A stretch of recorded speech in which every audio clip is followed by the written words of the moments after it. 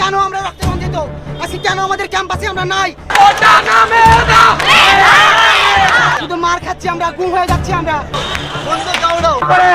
আরো জামায়াত হবে কারণ আমি জানি।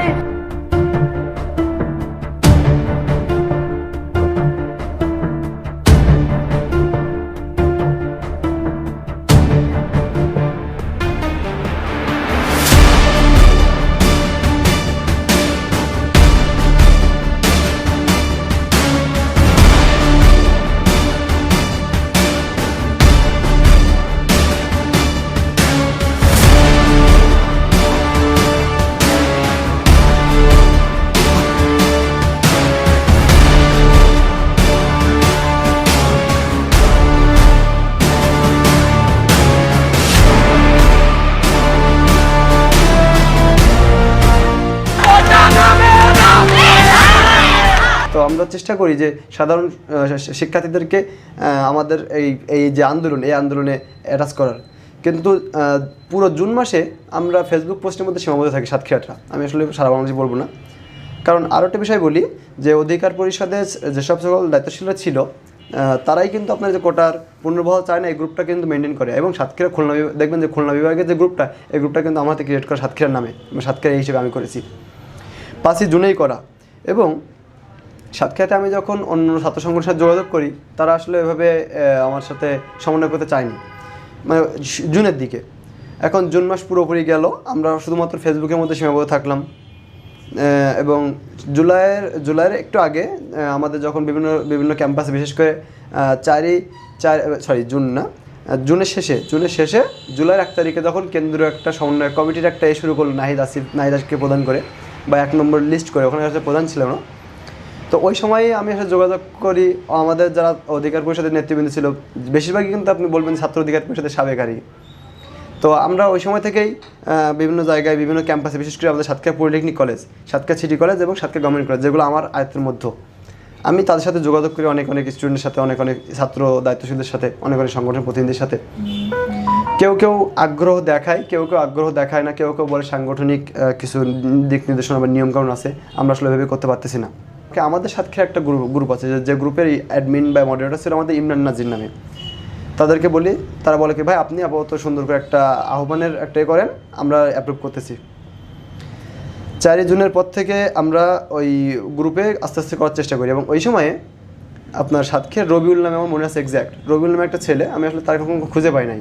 সেই ছেলেটা একটা গ্রুপ করে দেয়, সাতক্ষীরার ছেলে মেয়ে কি একটু অন্য ভাষায় বলে, আসলে স্ল্যাং ল্যাঙ্গুয়েজ, যে হিজরা নাকি, যে এরা আন্দোলন সংগ্রাম করতেছে না, সারা বাংলাদেশে ক্যাম্পাসে এবং জেলা পর্যায়ে আন্দোলন সংগ্রাম হচ্ছে, কিন্তু এখানে কেন চলতেছে না।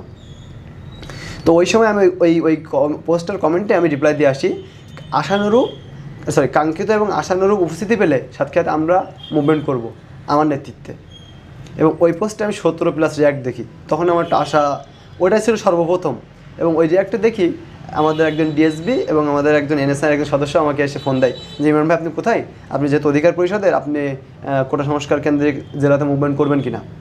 আমি বলি ভাই আমি তো আমি তো রাজশাহীতে, তো আমি তো আসলে এভাবে মুভমেন্টে অংশগ্রহণ করতে পারবো না। তবে যদি সাতক্ষীরাতে আমি আসি এবং সাতক্ষীরাতে যদি আশানুরূপ ফলাফল বা আশানুরূপ উপস্থিতি পাই, তো আমি অংশগ্রহণ করবো ইনশাল্লাহ। এটাই ছিল আমাদের সর্বপ্রথম। 8 জুলাই আমি একটা ফেসবুক পোস্ট করি যে সাতক্ষীরাবাসী ইনশাল্লাহ কোটা সংস্কারের সাথে সাতক্ষীরা সাধারণ শিক্ষার্থী এবং জাতীয় বিশ্ববিদ্যালয়ের সকল শিক্ষার্থীরা একসাথে অধিকারদের রাজপথে নামব। এবং আমি রিচ পাই, যথেষ্ট সাপোর্ট পাই, কিন্তু কেউ প্রকাশ্যে সামনে আসতে রাজি হয় না। এবং অনেককে রেখেছি, আমরা অনেকের সাথে বসছি, অনলাইন গ্রুপ মিটিং করেছি কয়েকটা। বিশেষ করে আমি নাম ধরে বলি, আমাদের যে গ্রুপগুলোতে আপনার সর্বপ্রথম 8 জুলাইয়ের পরে আমাদের গ্রুপটা খোলা হয়। আমি যেহেতু খুললে সমস্যা, আমাদের এক ছোটো ভাই আছে জাহিদুর, খুলনা বিএল কলেজের, এবং আমাদের এক ছোটো ভাই আছে ইমরান নাজির, সে সাতক্ষীরা পলিটেকনিকে কিন্তু ঢাকায় থাকে, ডুয়েটে পড়ে মেবি। এখন আপনার ওরে বলি যে তোমরা ধরুন এই গ্রুপটা মেনটেন করো এবং এই গ্রুপের লিঙ্কটা যারা আমাদের কমেন্ট করছে তাদের ওই কমেন্টে দিয়ে আসো। এবং হিউজ পরিমাণ সদস্য ওখানে যুক্ত হয়। দেখি যে একদিনের মধ্যেই 250+ মেম্বার মেসেঞ্জার গ্রুপের এটা শেষ হয়ে যায়। এবং তখনই আমি দেখি যে একটা আমাদের পরিচালনা পর্ষদ নামে একটা গ্রুপ খুলি, যে 250 মেম্বার নিয়ে তো আমরা ডিসিশন মেকিং করতে পারবো না, আমরা তো পরামর্শ করতে পারবো, কিন্তু আমরা আলাদা একটা গ্রুপ খুলি পরিচালনা পর্ষদ নামে, যেখানে শুধুমাত্র আমার যারা পরিচিত অধিকার পরিষদের কিছু নেতাকর্মী ছিল, ছাত্র দলে কিছু ছিল, ছাত্র শিবিরে কিছু ছিল, এবং সাতক্ষীরা সরকারি কলেজের কিছু ছেলে ছিল, বিশেষ করে আমি নাম ধরে বলবো, আমাদের মুজাহিদ এখন বর্তমানে বৈষম্য বিরোধী কমিটিতে আছে, এবং আমাদের রাকিব, শহীদ আসিফের ভাই রাকিব। সর্বপ্রথম ওই ছেলেটাই আমাকে বলছিল, ইমরান ভাই আপনি একটা প্রোগ্রাম করেন সাতক্ষীরাতে, আমার সাতক্ষীরা সরকারি অর্থনীতি বিভাগের আমি সর্বনিম্ন 10 থেকে 12টা ছেলে দিতে পারবো। এবং ওই আমাকে সর্বপ্রথম যোগাযোগ করছিল। এবং আমি তখন বলি যে যেহেতু তাহলে আমরা মাঠ পর্যায়ে নামবো, তা আমরা আসলে যদি 100% উপস্থিতি পাই, যে 10 জন যদি বলে সে 10 জনকে উপস্থিত থাকতে হবে, নাহলে আমরা কিন্তু প্রোগ্রাম দিতে পারবো না। এবং 11 তারিখের আগে আপনার NTRC-র একটা পরীক্ষা ছিল খুলনায়, আমি ওখানে ছিলাম, এবং ওখানে রেল লাইনে একটা অবরোধ করেছিল ওখানকার খুলনার লোকজন, আমি ওখানে উপস্থিত থাকি, এবং ওখানকার দায়িত্বশীল হিসেবে যারা ছিল তাদের সাথে যোগাযোগ করি যে সাতক্ষীরা তো আসলে অন্য অন্য জায়গায় প্রত্যেকটা কেন্দ্রে যে সমন্বয় কমিটি করেছিল, দেখবেন যে ওটা কিন্তু জেলাভিত্তিক কোনো কমিটি দেয়নি, ওরা দিয়েছিল জাতীয় বিশ্ববিদ্যালয় কেন্দ্রিক, এবং জাতীয় বিশ্ববিদ্যালয়ের দায়িত্ব ছিল রিফাত রশিদ সহ আরও কয়েকজন। তো ওই সময়টা আমি চেষ্টা করি, খুলনা বিএলে তখন আমাদের সাজিদুল ইসলাম বাপ্পি, যে এখন ওখানকার খুলনার আপনার সমন্বয়ক হিসেবে ছিল খুলনা বিএলের, তো ওকে রাখা হয়। এবং 10 জুলাইয়ের পরে আমি বলি যে কালকে আমি বাসায় ফিরতেছি, আমরা কালকে সরাসরি সরকারি কলেজে বসবো। ওরা বলে যে ভাই আপনি তো আসতেছেন, তাই আমরা শুক্রবার বিকালে বসি, আপনি আসতেছেন সকাল 10টা-11টার মধ্যে, আমি বিকালে বসি। আমি বললাম যে না, তাহলে একদিন পরে শনিবারে বসি, শনিবার ক্যাম্পাস খোলা থাকবে, আমরা ক্যাম্পাসে বসবো। এবং ওই 11 তারিখে আমরা প্রথম বসি সাতক্ষীরা সরকারি কলেজে, আমার কাছে সব ডকুমেন্ট আছে, আমি আপনাদেরকে সব দিব।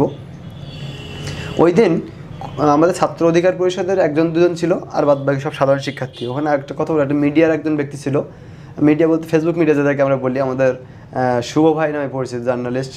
সব মিলে আমরা 20-25 জন এক জায়গায় বসে আমি আমার নিজের টাকা খরচ করে তাদেরকে সিঙ্গাড়া খাওয়াই, তারপরে আপনার নিজেরা বসে একটা আলোচনা করলাম, একটা প্যাডে তাদের ফোন নাম্বার সব কিছু যোগাযোগ করলাম, তাদেরকে বুঝাইলাম যে আমাদের কেন প্রয়োজন। প্রায় আধা ঘন্টা কথা বলার পরে যে যার মতো জায়গায় চলে গেলো, বললো যে ঠিক আছে আমরা যদি কেন্দ্রের সাথে কর্মসূচি করবো। 11 তারিখ গেল, 12 তারিখটা আমরা রাজপথে নামতে পারলাম না, এবং তার মধ্যে অলরেডি আমি ভয়ভীতি পেয়ে যাই। মানে কারণ কি, আমার অলরেডি ফোন করা শুরু করে দেয় অনেকেই, কেউ নাম পরিচয় লুকায়ে, কেউ সাংগঠনিক পরিচয় দিয়ে বলে যে তোমার এত কেন, মানে গালি দিয়ে যায় আর কি, তোমার এত কিসের দরকার, সাতক্ষীরাতে অন্য কোনো বড় বড় ছাত্র সংগঠন আছে, তারা কেউ কিছু করতেছে না, তোমার এত কী অসুবিধা, তোরা যদি কখনো রাজপথে তোরা যদি কখনো পাই তোর ব্যবস্থা করে দিব, তুই একা ছেলে, ইউজ একটাই পেয়ে যায়।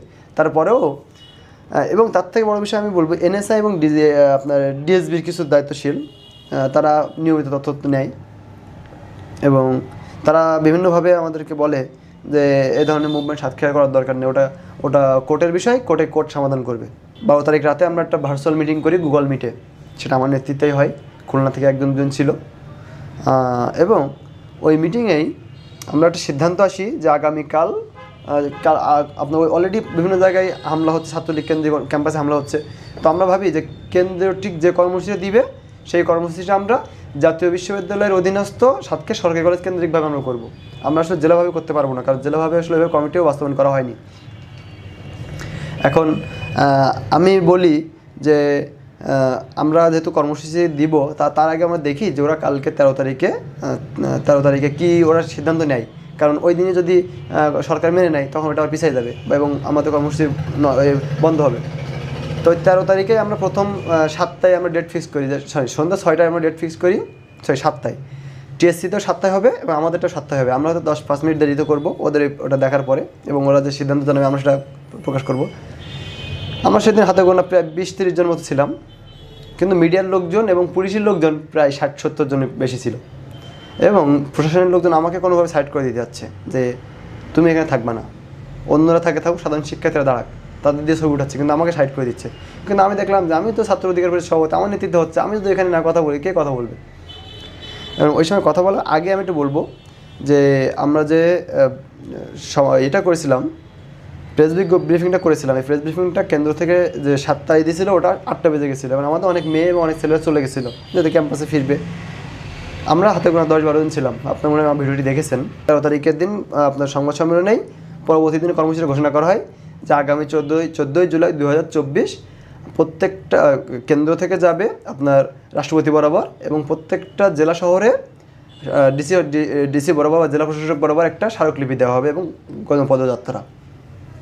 তো আমরা ওই কর্মসূচিটা ঘোষণা করি, এবং দেখবেন যে সাতক্ষীরা সরকারি কলেজের উদ্ভিদ বিজ্ঞান বা জীববিজ্ঞান মেবি ওটা ওই ওই ভবনের সামনে আমরা দাঁড়াই আমরা একটা ব্যানার ধরে রাত্রেবেলা মোটরসাইকেলে হেডলাইট অন করে কেউ মোটরসাইকেল হেডলাইট অন করে রাখছে, কেউ ফোনে ফ্ল্যাশ অন করে রেখে আমরা ওই কর্মসূচিটা ঘোষণা করি। ওটাই আমাদের সাতক্ষীরাতে সর্বপ্রথম মাঠ পর্যায়ে কর্মসূচি ছিল 13 জুলাই 2024। এবং 13 তারিখে যখন কর্মসূচি ঘোষণা করেছি, আমাদের ওই দিন রাতে আমাদের অনেকে যোগাযোগ করেছিল, কিন্তু যোগাযোগটা আসলে কেমন হয়েছিল জানেন, যে কোনো দলের প্রতিনিধিত্ব হিসেবে না, সাধারণ শিক্ষার্থী হিসেবে। আমি বলি যে দুপুর 2টায়, তো দুপুর 2টায় আমরা কোথা থেকে শুরু করবো? সাতক্ষীরা সরকারি কলেজের 2য় গেট বা মসজিদের সামনে থেকে শুরু করব। তো ওই দিনই আমরা শুরু করি। ওই দিনই শুরু করার আগে আমি আসলে কারো সাংগঠনিক পরিচয় পাই না, বিশেষ করে সাতক্ষীরা সরকারি কলেজের ওই যে আসিফের ভাই রাকিবদের অর্থনীতি ডিপার্টমেন্ট থেকে মুস্তাক, রাকিব, আমাদের মুজাহিদ, আমাদের নয়ন এবং আদনান সহ আরও কয়েকজন ছিল। বিশেষ করে আমাদের বক্তিয়ারের নামটা অবশ্যই করতে হবে, মানে ওরা শিক্ষার্থী হিসেবে, ওদের তো কোনো রাজনৈতিক ব্যাকগ্রাউন্ড নেই। তো ওরা আমার সাথে, আমাকে ভাই হিসেবে মেনে আমার সাথে নেতৃত্বে চলে আসে। এবং আমি আমার নিজের টাকায় আপনার যে ডিস্টেম্পারের রং কিনছি 10 লিটার না 11 লিটার, তারপরে আপনার পতাকা কিনছি 50 পিস মতো, তারপরে আপনার একটা হ্যান্ড মাইক ভাড়া করে নিয়ে আসছিলাম। সত্যি ভাড়া তো আমাকে কেউ দেয় নাই। সাতক্ষীরাতে আমরা যে একটা প্রোগ্রাম করবো, আমাদের হ্যান্ড মাইকটাও ভাড়া দেয় নাই, যে এরা টাকা এরা হয়তো হয়ে যাবে বা এদেরকে মারবে বা এরকম, এটা ভয়ে দেয় নাই। তো আমাদের কদমতলা বাজারে একটা সাংবাদিক আছে, সাংবাদিক মেবি শহীদুল ইসলাম, বৃদ্ধ এবং প্রবীণ, ওনার কাছ থেকে আমরা একটা হ্যান্ড মাইক নিয়ে এসে ধার করে, যে ভাই আপনাদের হ্যান্ড মাইক আছে, আপনি হ্যান্ড মাইকটা দেন। তো ওইটা নিয়ে আমরা সর্বপ্রথম শুরু করি। এবং ওই আপনাদের তো মিডিয়া কভারেজ সবই আছে। সাতক্ষীরা সরকারি কলেজ গেট থেকে শুরু করি আমাদের ডিসি অফিস অব্দি। কিন্তু সাতক্ষীরা সরকারি কলেজ থেকে যখন প্রোগ্রামটা শুরু করি, আমি, আমাদের মুসানুর, আমাদের নয়ন, বক্তিয়ার, আমরা সব সামনে থেকে এই পতাকা ধরে স্লোগান দিতে যাই যে কোটা না মেধা, যে আমার সোনার বাংলায় বৈষম্য ঠাঁই নাই, এরকম একটা স্লোগান দিয়ে আমার হাত দিয়ে শুরু হয়। এটা হলো সাতক্ষীরার শুরু রাজপথে। ওইটা নিয়ে আসে ফুড অফিস পর্যন্ত আসার পরপরই দেখি ওখানে আওয়ামী লীগের একটা মিটিং চলতেছে ফুড অফিস মোড়েই, এবং ওরা সবাই অলরেডি লাঠি নিয়ে দাঁড়ায় থাকে এবং আমাদেরকে একটা ধাওয়া যাচ্ছে চলে। কিন্তু আমরা ওখানে একটা করি যে মুক্তিযুদ্ধের বাংলায় বৈষম্য ঠাঁই নাই, এরকম ধরনের স্লোগান দিয়ে আসলে ওই জায়গাটুকু পার করে ফেলি কৌশলে। ওখান থেকে আমরা কর্মসূচিটা জেলা প্রশাসক বরাবর নিয়ে আসছি। এবং ওই মাঝপথে আমাদের অনেকেই যুক্ত হয়, আমাদের সমমনা ছাত্রদলের, ছাত্র শিবিরের সাধারণ শিক্ষার্থী এবং বিশেষ করে কিছু চাকরিজীবী ব্যক্তিও আমাদের সাথে যুক্ত হয়, তার নাম লুকিয়ে বা করে যুক্ত হয়, যে এরা তো আসলে যৌক্তিক একটা দাবি নিয়ে আসছে। এবং ডিসি স্যারের সামনে যখন আমরা এই যে জেলা প্রশাসকের সামনে যখন আমরা এসে স্লোগান দিই, তখন ওখান থেকে আপনার একটা এক্সিকিউটিভ ম্যাজিস্ট্রেট মেবি প্রণয় কুমার বিশ্বাস নামে একজন ব্যক্তি, উনি এসে আমাদেরকে নিয়ে যায়। তখনকার ডিসি স্যার ছিল জনাব হুমায়ুন কবির। উনি আমাদের বলে যে তোমরা 5 জন আসতে পারবা। আমরা 5-10 জন মতো যাই উপরে। আমাদের যে স্মারকলিপিটা আমরা লিখে আমরা সিগনেচার করে দিয়ে দিই ওনার কাছে। এবং উনি আমাকে বলে যে ওনারা আমাদের আশ্বস্ত করে যে এটা যেহেতু সরকার একটা প্রক্রিয়াধীন ব্যাপার এবং বিচারাধীন ব্যাপার, এটা ইনশাল্লাহ তোমাদের পক্ষে আসবে, তোমরা কোনো ধরনের কোনো ভায়োলেন্স তৈরি করবে না এবং তোমরা সঠিকভাবে প্রোগ্রাম করো, তোমাদের কোনো সমস্যা হবে না। এটা বলে কর্মসূচিটা আমরা ওখান থেকে শেষ করে দিই। পরবর্তী কর্মসূচিতে আমরা ওখানে ঘোষণা করি না, যে আমরা ওখানে সবাইকে বলে দিই যে আগামীকালের কর্মসূচিতে আমরা রাতেরবেলা ঘোষণা দিব। আবার এখানে আরও একটি ইন্টারেস্টিং বিষয় আছে, যেহেতু আমি একটা ছাত্র সংগঠনের প্রতিনিধি বা জেলা সভাপতি, এবং ওই সময়ে আমার তো অনেক টাকা খরচ হয়। এবং ওই সময় আমাদের রাকিব একটা কাজ করে, ওখানকার আমরা আবার ক্রাউড ফান্ডিং করি। ওই সময় যারা উপস্থিত ছিল, কেউ 20 টাকা, কেউ 50 টাকা দিয়ে 200-250 টাকার মতো আমাকে দিয়ে বলছিল, ভাই আমরা যতটুকু পারছি দিয়েছি, আপনি আপনার মতো করে চেষ্টা করেন, আমরা আপনার পাশে আছি। আমরা টাকা দিতে না পারলেও এটাই আমাদের কাছে সবথেকে বড় পাওয়া। এবং আমার ছাত্র হিসেবে এটা আমাদের প্রথম দিন। তখন তো আসলে আমরা সকল ফ্যাসিবাদী ছাত্র সংগঠনগুলো এক ছিল, ফ্যাসিবাদ বিরোধী সকল ছাত্র সংগঠনগুলো আমরা এক ছিলাম, এখানে কোনো বিভেদ ছিল না। তো ওই জন্য আমাদের চেইন অফ কমান্ড ঠিক ছিল, যে এখান থেকে একটা কর্মসূচি আসলে আমরা সেটা সমস্ত জায়গায় সর্বাগ্রে বাস্তবায়ন করার চেষ্টা করতাম। আসলে পরিকল্পনা প্রণয়ন করতো তারা, কিন্তু বাস্তবায়ন করতাম তো আমরা মাঠ পর্যায়ে। আসলে জেলা পর্যায়ের থেকে ক্যাম্পাসে সহজ, কারণ ক্যাম্পাসে একটা হল থেকে 5-10 হাজার স্টুডেন্ট নেমে আসা যায়। কিন্তু জেলা পর্যায়ে বিভিন্ন উপজেলা থেকে 1-2জনকে ডেকে নিয়ে আসা, তাদেরকে ফোন দিয়ে আবার বলা, তারা আবার ভয়ও পায়। কারণ কেন্দ্রে একটা কর্মসূচি করলে তারা ওখান থেকে করে হলে যাবে, একটা ঝামেলা করতে 10 জন পাশে দাঁড়াবে, কিন্তু জেলায় তো তার বাসা থেকে কেউ হেল্প তো করতে পারবে না।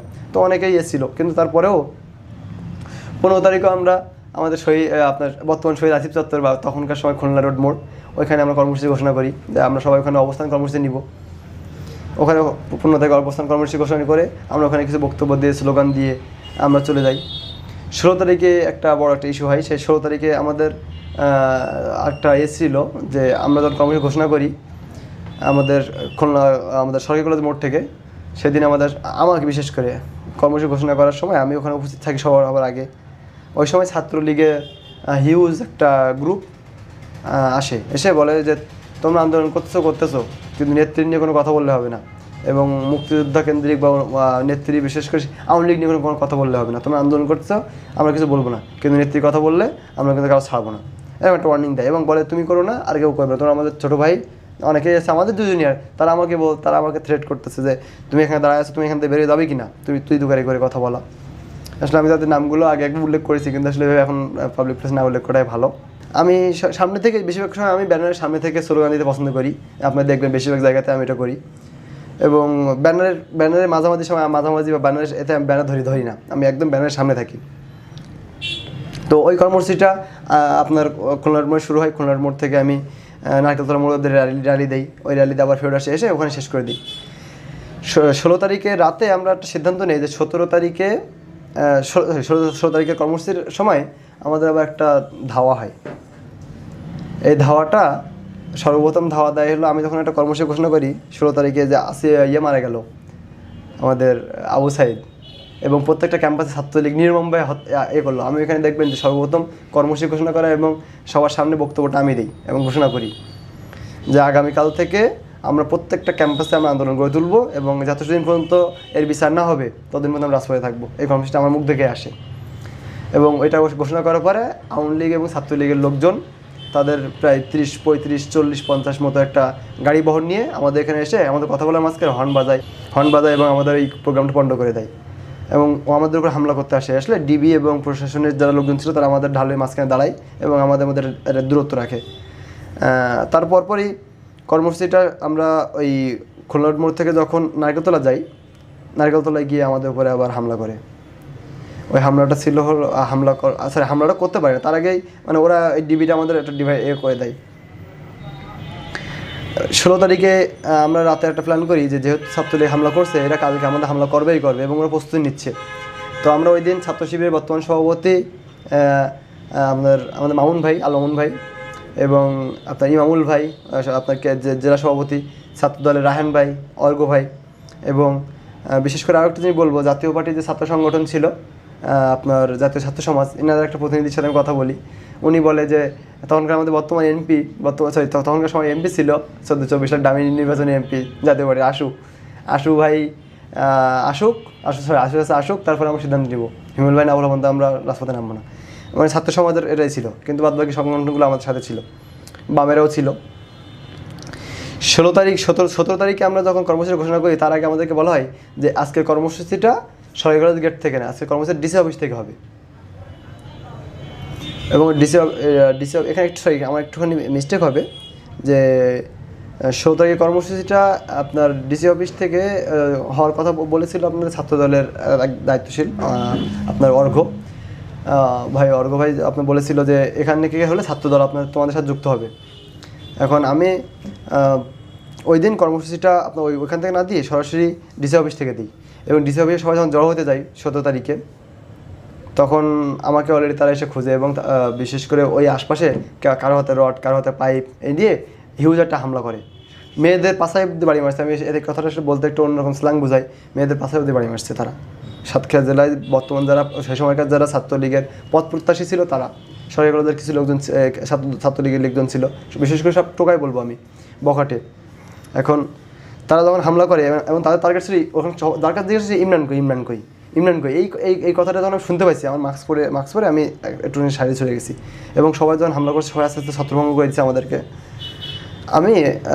আমি একটুখানি গিয়ে আপনার যে জসকোটের ওপাশে একটা SD ডিজিটাল হসপিটাল আছে, আমি মাস্কটা পরে আমার হাতে একটা ব্যাগ নিয়ে আমি ওখানে যাই। এবং সে সময় আমাদের বক্তিয়ার, আমাদের ছাত্রদলের শ্রাবণ, আমাদের একটা মেয়ে ছিল করিমুন্ডা শান্তা, এখন বর্তমান ছাত্রদলের মহিলা কলেজের আমাদের সরকারি মহিলা কলেজের ছাত্র সদস্য সচিব, ওই মেয়েটাই 3 জন আমাকে ঢেকে দেয়, সামনে থেকে ঢেকে দেয়, আমাকে একটা ব্যারিয়ারের মতো করে ওই ডিজিটাল হসপিটালের মধ্যে রিসিপশনে গিয়ে বসা রাখে।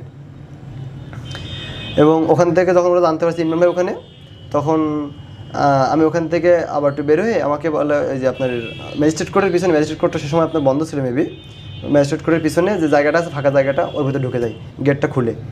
এবং আমি সম্পূর্ণ একা, এবং ওদের টার্গেট ওখানে মারতেছে, আওয়াজ হচ্ছে যে কেউ কান্নাকাটি করছে, কেউ পলা এরকম একটা আওয়াজ হচ্ছে। আমার একটা আতঙ্ক, কারণ চারিপাশে ঘেরা, আমি তো বেরোতে পারবো না। আমি শেষ বেশ মনে করেন যে আতঙ্কে আমি কি করব, আমি একটা চিপার মধ্যে গিয়ে করি এবং বক্তিয়ার এবং সেরা বন্ধুদের ফোন দিই যে ভাই তোমরা কর্মসূচি শুরু করো, আমি জয়েন দিচ্ছি। বলে ভাই আপনার দাঁড়িয়ে আমরা যাচ্ছি না। এবং ওই সময়ে ওরা সবাই এসে আমাকে নিয়ে যায়, নিয়ে গিয়ে প্রোগ্রাম শুরু করে। ওই সময় বৃষ্টি শুরু হয়ে যায়, তো আমাদের বক্তিয়ার সামনে থেকে নেতৃত্ব দেয়, আমি একটুখানি পিছনে থাকি। খুলনার মোড় পর্যন্ত আমি একদম সামনেই আসি না, এবং আমি মাস্ক পরে থাকি। খুলনার মোড়ে আসার পরে আমি মাস্কটা খুলে ওই সামনে আবার চলে আসি। দেখলাম যে সবার চারিপাশে লোকজন আপনার কদমতলার যে রুটটা, ওই রুট থেকে আসছে, আপনার নারকেলতলার দিক থেকে আসছে, 3-4 জায়গা থেকে সব বউবাজার থেকে চলে আসছে, হিউজ একটা জনস্রোত চলে আসে। আমি তখন সাহসটা পাই এবং সামনে থেকে আমি আবার আমার মতো করে স্লোগান দেওয়া শুরু করি।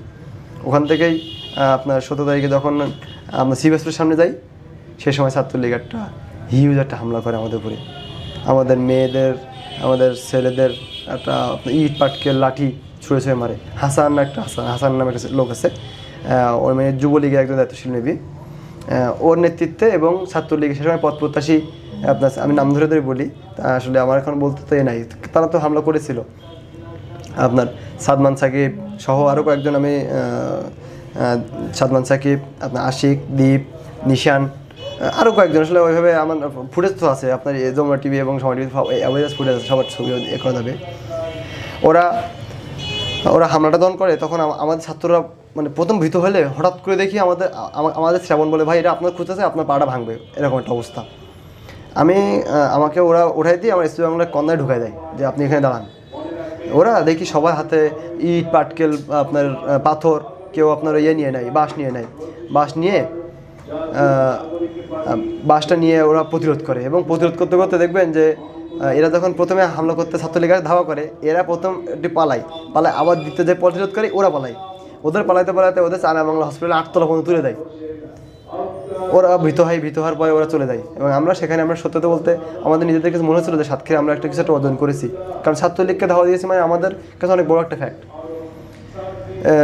দীর্ঘ 17 বছর রাজনীতিতে ছাত্রলীগের ধাওয়া দেওয়ার মধ্যে কোনো ছাত্র সংগঠন ছিল না। আমরা অধিকার পরিষদ তো রাজপথে নেমেছি, কিন্তু আমরা ধাওয়া দেওয়ার মধ্যে তো শক্তি রাখি নাই। কিন্তু যখন সম্মিলিত একটা প্রচেষ্টায় আমরা তাদেরকে প্রতিহত করছি, এটা আমাদের কাছে বড় একটা অর্জন। কিন্তু ওদের কাছে এটা আমার লজ্জার বিষয়। আমরা যেটুকু আমাদের যা ছোটো ভাইরা ছিল ছাত্রলীগের সাথে মিশত, তারা আমাদেরকে আপডেট জানাইছে যে ভাই কালকে এরা যশোর, কেশবপুর, তালা সর্দার মশিয়ার, ওরা নাকি ম্যানপাওয়ার দিবে, সাতক্ষীরা ছাত্র আন্দোলন যারা করবে তাদেরকে মাথা ভেঙে দেওয়া হবে। যেহেতু এমনি আবু সাইদ মারা যাওয়ার পরে সবাই একটা ক্ষোভের মধ্যে ছিল যে একটা মানুষকে গুলি করে মেরে ফেলে দেবে, সে তো বুক পেতে দাঁড়াইছিল, তার কেন মারা লাগবে। এইটা যেন বিশেষ করে শিক্ষার্থীদের একটা অংশগ্রহণ বেড়ে গেছিলো। এবং সবাই যখন দেখছে এবং মিডিয়ায় এটা হাইলাইট হয়, অনেকে মিম তৈরি করে যে ছাত্রলীগ ধাওয়া করতে এসে পাল্টা ধাওয়াকে চলে যায়। এটা মিম তৈরি করার পরে সাতক্ষীরা যারা ছাত্র সমাজ যারা ছিল, বিশেষ করে ফ্যাসিবাদ বিরোধী এবং ছাত্রলীগের না, তারা খুব একটা সাহস পায় এবং আগ্রহ নিয়ে প্রস্তুতি নেয় যে আগামীকালকে আমরা উপস্থিত থাকবো। 17 তারিখ রাতে তো একটা ম্যাসাকার চলে ঢাবি ক্যাম্পাসে, রাবি ক্যাম্পাসে, চবি ক্যাম্পাসে। এমন ম্যাসাকার, সেটা আসলে অনেক নেট 17 তারিখ রাত থেকে আপনার নেট ডাউন করে দেয়। পরিচালনা পর্ষদ থেকে আমরা 25 জনের আমরা সিদ্ধান্ত নেওয়ার মতো ছিলাম, সেখানে দায়িত্বশীল থাকতাম, সেখান থেকে সিদ্ধান্ত মেকিং করে আমরা থ্রো করতাম বড় গ্রুপে, যেখানে 1200-1400 মেম্বার ছিল, 1200 মেম্বার ছিল। কারণ ওই গ্রুপে ছাত্রলীগ, ডিএসবি, পুলিশ প্রশাসন সবাই ছিল। এখন ওই গ্রুপে আমরা সিদ্ধান্ত নিচ্ছি 17 তারিখ রাতে যে কালকে তো আমাদের হামলা করবে, তাহলে আমরা কীভাবে প্রতিরোধ করবো, আমার কর্মসূচি না করলেও হবে না। সে সময় আমাদের ছাত্র শিবির মামুন ভাই ফোন দেয় যে আমাদের জনশক্তি থাকবে ইনশাল্লাহ, আপনি রাজপথে নামেন। ওই দিন আমার নাসির ভাই কেন্দ্রীয় সভাপতি ছাত্র দলের এবং রাকিব ভাই সরাসরি বলে যে আগামীকাল থেকে বৈষম্য ছাত্র আন্দোলনের সাথে ছাত্রদল মাঠে থাকবে। আমরা আরও সাহস পেয়ে যাই এবং ছাত্রদলের লোকজন আগে তো মনে করেন যে পরিচয় দিয়ে আসছো না, এবার পরিচয় দিয়ে আসছে যে আমরা ছাত্রদল হিসেবে আসছি। 17 তারিখ রাতে আমরা অর্ঘ ভাইয়ের সাথে কথা বলি, আমাদের মামুন ভাইয়ের সাথে কথা বলি, আমাদের রাহান ভাইয়ের সাথে কথা বলি, এবং সরকারি কলেজ ক্যাম্পাসে যারা যারা ছিল, বিশেষ করে আমাদের রায়হানা, প্রিয়ান্তি, আমাদের এসে এখন যারা দায়িত্বশীল আছে, আসলে আমি এভাবে বলবো না, দায়িত্বশীল হিসেবে আছে, এরা তো ওই সময় ছিল না, ওরা তো যুক্ত হয়েছে 18 তারিখের পরে। তার আগ পর্যন্ত সময় আমাদের ইভা, আমাদের খাদিজা প্রথম মেয়ে এবং সর্বপ্রথম মেয়ে, আমি দুইটা জিনিস বলতে ভুলে গেছি। 14 তারিখ যে কর্মসূচিটা করেছি, এই দিন সাতক্ষীরাতে মাত্র 2টা মেয়ে ছিল। একটা মেয়ের নাম হলো আপনার খাদিজা, সে সরকারি কলেজে পড়ে, এবং আরেকটা মেয়ে ছিল সিরাজুমুনির রাফা, সে আপনার কুষ্টিয়া ইসলামী বিশ্ববিদ্যালয়ে পড়ে, সে ক্যাম্পাসে সে সবই জানতো, আন্দোলনের প্যাটার্ন বুঝে, এই আর কি। তো ওই দিনও নাসিমা, খাদিজা, ইভা এরা আসলে সামনে থেকে নেতৃত্ব দেয় এবং ভিডিও ফুটেজে সব আছে। 17 তারিখে রাতে আমাকে আমি যখন ওদের সাথে দেখা করতে, আমার রেস্টুরেন্ট আছে, আমি রেস্টুরেন্টে বসা যাবে না, ব্যবসায়িক জায়গায় বসলে আসলে আমার ব্যবসা ক্ষতি হবে।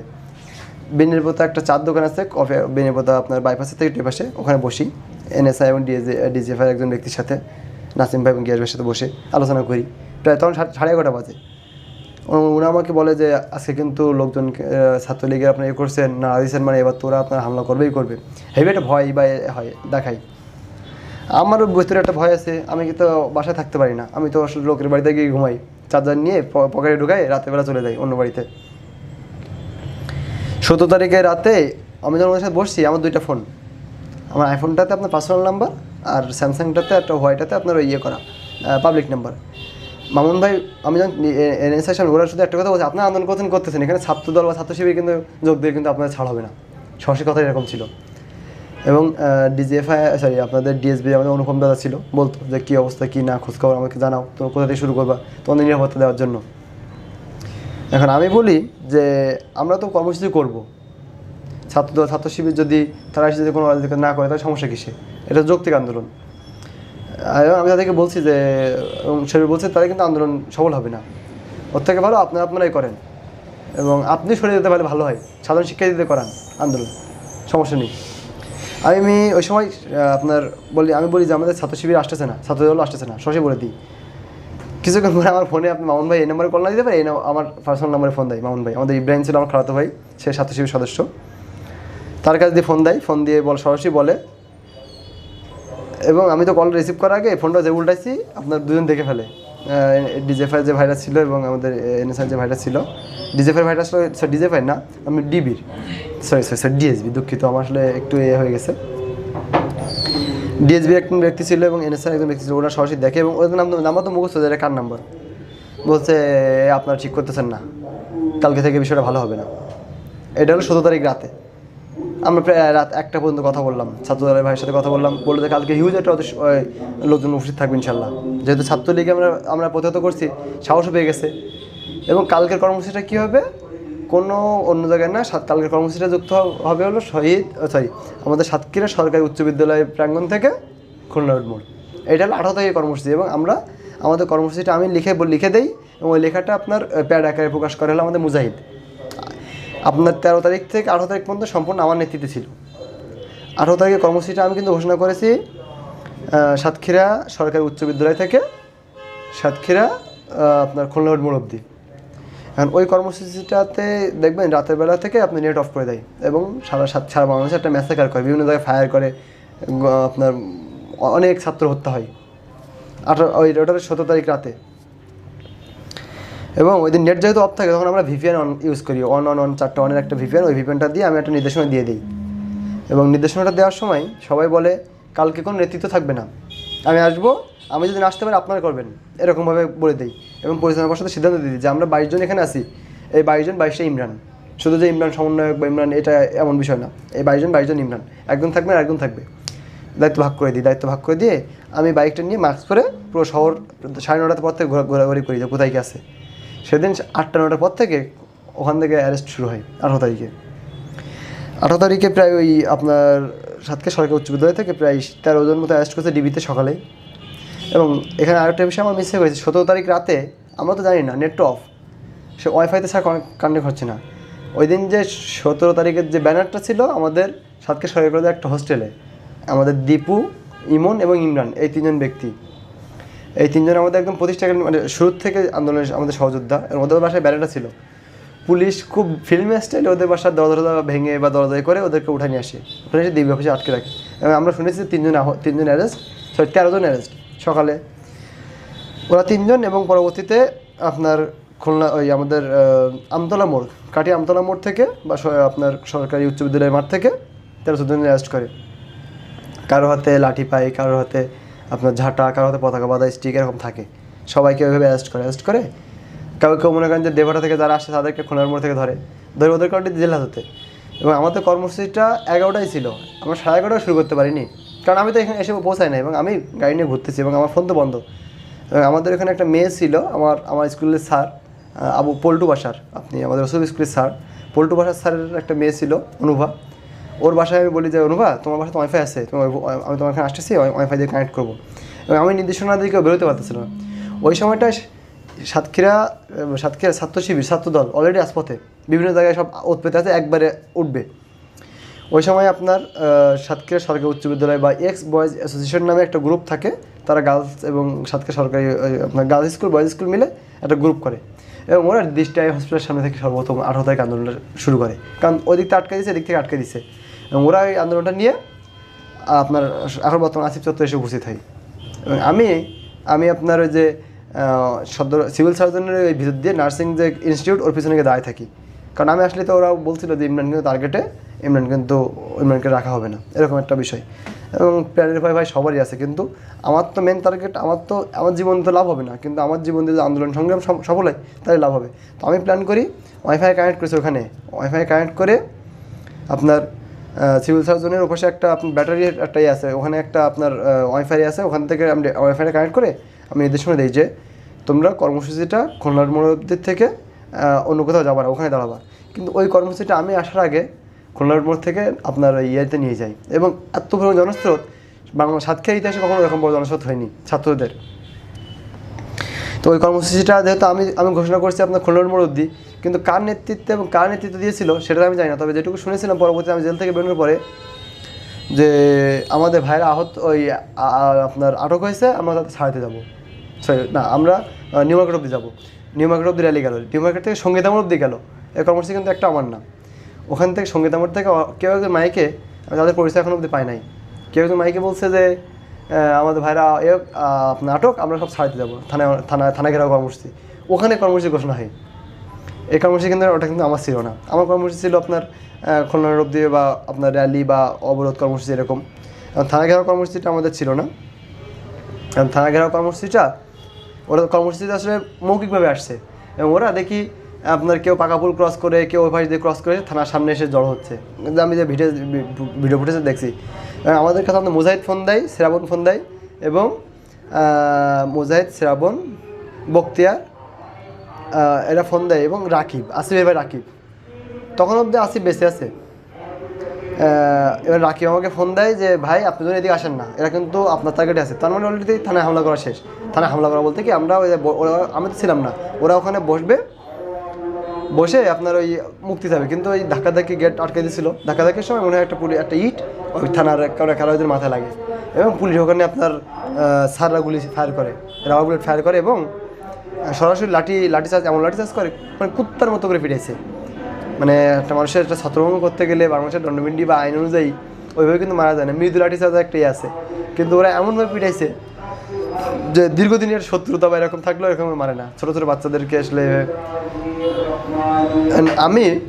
আমাকে বলছে ভাই আপনি কই, আমাদের হামলা হয়েছে, আপনি এখনও অবধি ওখানে। আমি তো ঢুকতে পারছি না, বইমেলা ওখানে আসি।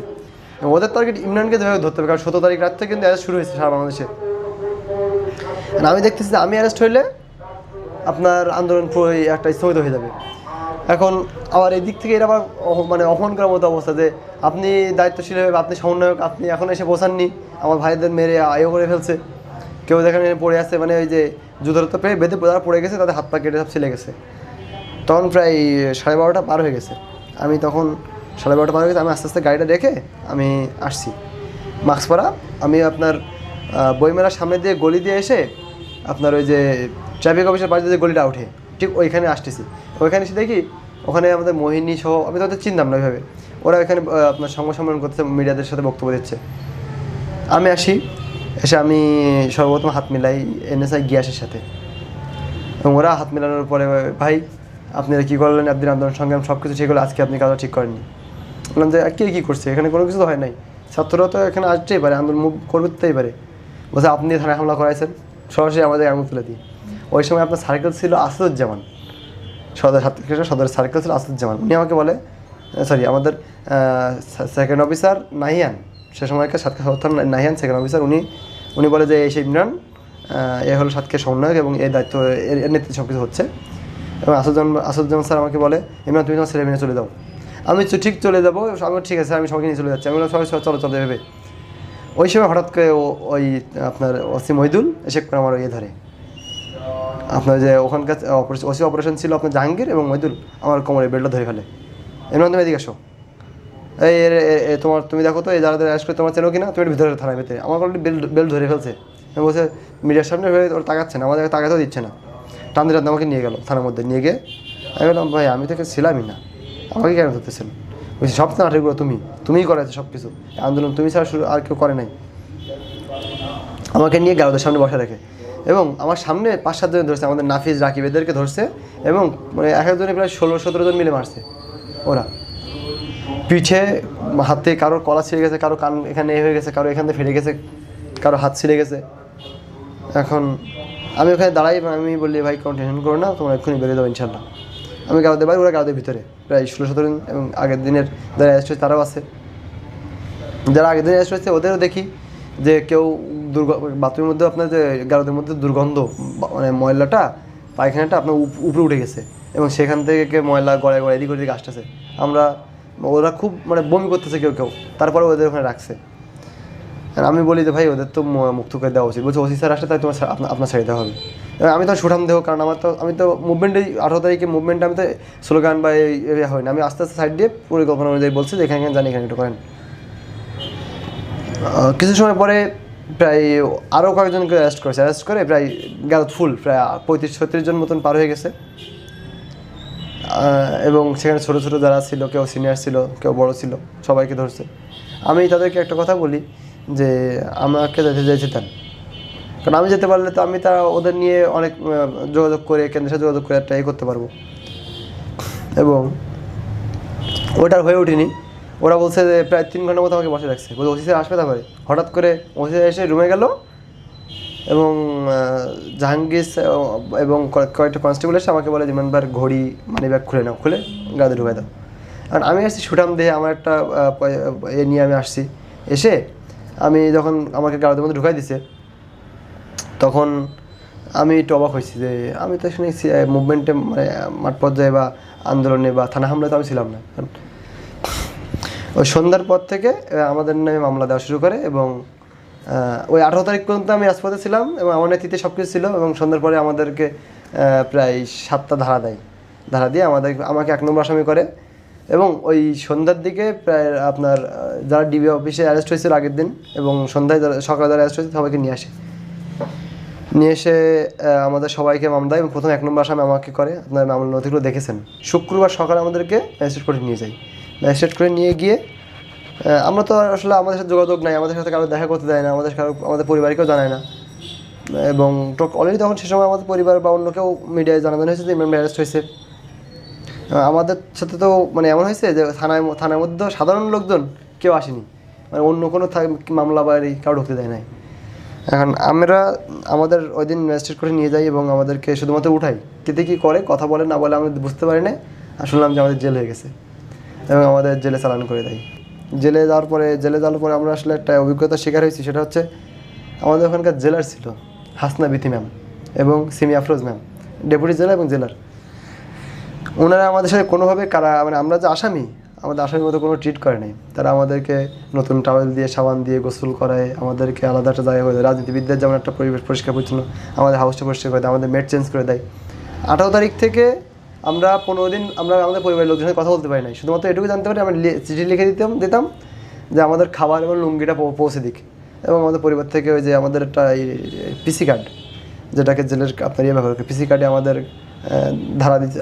একটা বিষয় বলি, আমাদের ধারা যখন জেল থেকে আমরা যখন হ্যান্ডকাপ পরে আমাদেরকে নিয়ে আসে, হ্যান্ডকাপ পরে আমাদের মামলা দেয় এবং আমাদেরকে জিজ্ঞাসা করে, তখন আমাদের মামলার ধারা থাকে 6টা। জেলে আসার পরে দেখি 9টা হয়ে যায়। হ্যাঁ, এবং জেলে আসার পরে বললাম না যে আমাদের খুব একটা অভিজ্ঞতা, যেটা আসলে আমরা প্রচুর লোকজন ভালোবাসা পাই, তারা আমাদেরকে পর্যাপ্ত পরিমাণে ভালোবাসে। এবং সে সময়কার মামলার আয় ছিল মোল্লা সেলিম রেজা। উনি ওসি ইন্টেলিজেন্স আমাদের সাতক্ষীরা সদরের, উনি আয়ও ছিল। আমাদের 7 দিনের রিমান্ড চাই যে আমাদের আন্দোলনের সাথে কোনো জঙ্গি সংগঠন জড়িত হয়েছে কিনা, কোনো বিএনপির জামাতের লোকজন টাকা দিচ্ছে কিনা, এরকম সরাসরি আমরা শুনেছি। এবং ওই দিন আরেকটা বিষয় আছে, যেদিন পিডব্লিউ দেয় আমাদের 3 দিন রিমান্ড মঞ্জুর করে। 7 দিন চেয়েছিল, 3 দিন রিমান্ড মঞ্জুর করে। মানে আমরা ছাত্র মানুষ, আমাদের 3 দিন রিমান্ড মঞ্জুর করে। এর থেকে জঘন্যতম কিছু হতে পারে না। আমাদের বাপ মার সাথে দেখা করতে, বাপ মা আমার আম্মু আমার মাথাটা বুকে টেনে ধরে কান্নাকাটি করতে করতে, আমার বোন কান্নাকাটি করতে করতে, আমাদের যে কজন যারা আমরা পিডব্লিউ দিয়ে আমাদের যাদেরকে নিয়ে গেছে, যারা ছোট ছিল, মানে যাদের আপনার 18 বছর পড়েনি বা যারা আপনার এসএসসি পরীক্ষা দেবে, তাদেরকে কিন্তু ওখানে মুক্তি দিয়ে দেয়। কিন্তু আমরা যে কজন 16 জন ছিলাম, যারা 154 বা এসএসসি ছিল, তাদেরকে মুক্তি দিয়ে দেয়। এবং আমরা যারা আপনার 16 জন মতো, আমাদেরকে আপনার ওই যে অনেকগুলো ধারা দেয়, তো আসলে ধারাগুলো তো আমাদের মুখস্থ নাই, তবে অনেক বাজে বাজে, যেগুলো আসলে একটা যারা কী বলবো এটাকে, একটা দাগি আসামিদেরকে ওই ধরনের মামলা দেয় না। কিছু উকিল, তারা আমাদের ভাই বলা যায়, বিশেষ করে অ্যাডভোকেট আপনার এস.এম. হাসিব ভাই, শাহরিয়ার হাসিব ভাই, আলো ভাই, আমাদের আবু তালিব ভাই, আমাদের আরও কয়েকজন ভাই, তারা আসলে বিভিন্ন সংগঠনে যুক্ত। তারা আমাদের মামলাগুলো বিনা খরচে তাদের ক্যারিয়ারের কথা চিন্তা না করে আমাদের রাজপথে আমাদের পাশে দাঁড়ায়। এবং আমাদের পরিবারের সাথে যোগাযোগ আমাদের হয় না, কিন্তু তাদের সাথে আমাদের যোগাযোগ হয়, কারণ তারা তো আপনার এই উকিল হিসেবে আমার মক্কের সাথে দেখা করতে আসতে পারে, এবং তাদের সাথে আমাদের কথা হয়। হাসিব ভাই বলে যে ওই দিন আরেকটা বিষয় আছে, আলো ভাই ওখানে একটা বলে যে আপনার আমাদের বিরুদ্ধে কথা বলার জন্য আলো ভাইকেও কিন্তু অ্যারেস্ট করে। ওসি মহিদুল এখানে একটা ওনার বাড়ি মেরে ওনাকে আমাদের সাথে গারদে দিয়ে দেয়। এবং আমার রিমান্ড চলছিল 2 দিন রিমান্ড চলাকালীন সময় আলো ভাই আমাদের সাথে অ্যারেস্ট হয় এবং আমাদের সাথে জেল খাটে। এবং জেলের মধ্যেও বললাম না যে আমাদের একটা ছিল, আমরা কখনো কারোর যোগাযোগ করতে পারতাম না, কথা বলতে পারতাম না, এবং একটা পরিবার কেন্দ্রিক এই দেশটা পরিচালিত হচ্ছে। আমরা এটাই চাই নাই, এবং সেজন্যই কিন্তু আমরা, এবং বিশেষ করে ছাত্রদল আমাদের সাথে ছিল, আমরা সব একসাথে আন্দোলন সংগ্রাম করেছি। আমি 4 তারিখে মুক্ত হওয়ার পরে আমরা 5 তারিখ কিন্তু আমি রাজপথে আসতে পারি নাই, এবং আমাকে বলা হয়েছিল যে ইমরান আজকে জেলের ভিতর থেকে 1 পায়ে ফাঁসে দেবে, ওখানে যদি গুলি করা হয় এর দায় সরকার নেবে না। কিন্তু জেলের মধ্যে যদি কিছু হয় তাহলে অবশ্যই সরকার দায়ী হতে পারে, কিন্তু জেলের থেকে বেরোলে দায় নেই। আমাকে এই কথাটা আমার কানে বাজতেছিল যে আমার লাইফটা এতটা রিস্ক ছিল যে আমি জেল থেকে বেরোনোর পরে মুখে মাস্ক পরে বাইকে উঠে আমি আমার সাতক্ষীরা ছাড়তে হয়েছিল। মানে আমার সদর উপজেলা ছাড়তে হয়েছিল। আমার একটা ভাইয়ের বাসায় গিয়ে, আমাদের সবুজ ভাইয়ের বাসায় গিয়ে রাতের বেলা থাকছি, ওখান থেকে গোসল করে অন্য জায়গায় চলে গেছিলাম।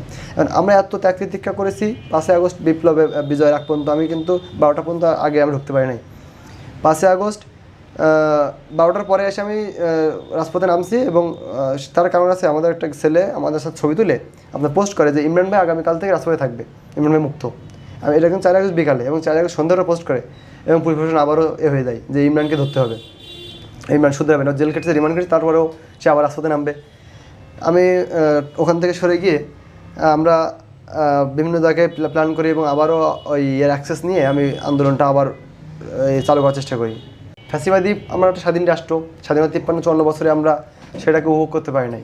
তো নতুন করে একটা গণ বিপ্লব দরকার, এবং 5ই আগস্টে আমরা সেটা দেখিয়ে দিয়েছি। আমাদের ইচ্ছা ছিল যে বৈষম্যবিহীন একটা থাকবে, সেখানে জনগণ তার ন্যায্য অধিকার পায়, ভোট এবং ভাতের অধিকার বুঝে পাবে, দুর্নীতি থেকে দূরে থাকবে, এরকম একটা। যেহেতু এর আগে কিন্তু একটা আফগানিস্তানের একটা আপনার বিপ্লব হয়, শ্রীলঙ্কার বিপ্লব, এটা কিন্তু আমাদের জন্য একটা রোল মডেল বলা যায়, যে ওদের বিপ্লব হওয়ার পরে ওদের দেশটা কত সুন্দর করে একটা গোছালোভাবে এবং কত সুন্দরভাবে আছে, এখন অনেক দিক থেকে এগিয়ে আছে, টেকনোলজিগত দিক থেকে, প্রশাসনিক দিক থেকে এগিয়ে আছে।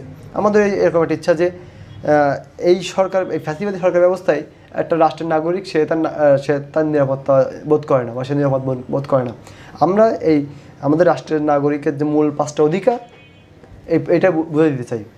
তো ভোটাধিকার, এবং বিশেষ করে আমার নেতৃত্ব নির্বাচনের ক্ষেত্রে আমাদের ওই জিনিসটা দরকার, ভোট। এবং ফ্যাসিবাদী সরকার পতন ব্যবস্থায় আমরা একটা জিনিস চেয়েছিলাম বারবার, যে কোনো স্বাধীন বাংলাদেশে কোনো একটি সরকার স্বৈরাচার থাকতে পারবে না। গণতান্ত্রিক দেশ, গণতন্ত্র থাকবে, গণতন্ত্র সঠিকভাবে বাস্তবায়ন হবে, এই উদ্দেশ্য নিয়ে আমরা এসেছিলাম। কিন্তু আসলে দীর্ঘদিন পরে আসলে বলছি, আমরা 5ই আগস্ট থেকে 27শে আগস্ট পর্যন্ত আমার মাথায় আছে। 5ই আগস্ট আমি যেহেতু একদম রাজপথে, এমনকি বেলা 3টায় যে সেনাবাহিনীর ভাষণটা দেওয়ার আগ পর্যন্ত সেখানে যখন পলে গেছে, ওখানে খুলনার মোড়ে কিন্তু আমার নিজের মুখে কিন্তু সাতক্ষীরার এটা ঘোষণা করা হয় যে আজকে থেকে 5ই আগস্ট আমাদের বাংলাদেশের দ্বিতীয় স্বাধীনতা দিবস। আমার টাইমলাইনে দেওয়া আছে, দেখবেন। আমার সাতক্ষীরা থেকে ঘোষণাটা আমি দিই। এখানে অনেক ছাত্র নেতৃবৃন্দ ছিল, এবং আমি অ্যারেস্ট হওয়ার পরে আমাদের বক্তিয়ার, রনি, আমাদের সাদ্দাম ভাই, আমাদের রাহান ভাই, অর্ঘ ভাই, এরা হিউজ একটা করে। এখন ওরা কিন্তু সকলেই, বিশেষ করে আওয়ামী লীগের প্রতি তিক্ত। তারা যে ম্যাসাকার চালাইছে, তাদের পতন হওয়ার পরে আমরা চাইছিলাম কি যে অন্য কোনো একটা জনগণের প্রত্যক্ষ ভোটে নির্বাচিত একটা সরকার হবে, যে সরকার জনগণের যে স্বাধীন বাংলাদেশের যে তাদের চাহিদা আকাঙ্ক্ষা এটা বাস্তবায়ন করবে। কিন্তু আসলে দুঃখের সাথে বলতে হয় আমরা আসলে সেটার বাস্তবায়ন আমরা দেখতে পাই নাই। আমরা 5ই আগস্ট থেকে 8ই আগস্ট পর্যন্ত আমাদের সরকারের সব ভঙ্গুর অবস্থা ছিল, প্রশাসন ঠিকভাবে ফাংশন করতে পারতেছিল না। কিন্তু ওই সময় কিন্তু বেশিরভাগ নেতৃত্ব কিন্তু ছাত্ররা দিয়েছে, প্রশাসন সামলেছে, কোনো জায়গায় মব হলে সেটা সামলেছে। এবং 5ই আগস্টের পরে 6ই আগস্ট ওই যে হিন্দুদের উপরে যে এটা অনেকে বলে, আমরা বিজয় মিছিল না করে আমরা তাদের সংখ্যালঘুদের নিরাপত্তা দেই।